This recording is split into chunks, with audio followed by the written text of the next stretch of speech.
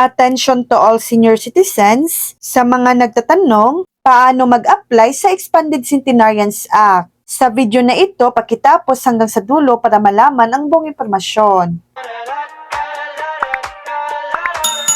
Para makapag-apply sa Expanded Centenarian Act, 10,000 pesos para sa edad na 80, 85, 90 at 95 years old. Magtungo sa pinakamalapit na Office for Senior Citizens Affairs or OSCA o DSWD office. Magdala ng original at photocopy ng birth certificate o valid ID, passport or national ID upang patunayan ang edad at sagutan ang application form mula sa NCSC. Narito ang mahalagang hakbang at detalye. Sino nga ba ang kwalipikado? Mga Pilipinong senior citizens na umabot sa edad na 80, 85, 90 at 95 taong gulang. Ang requirements, una, accomplish application form makukuha sa OSCA, NCSC website o Facebook. Pangalawa, valid ID, birth certificate,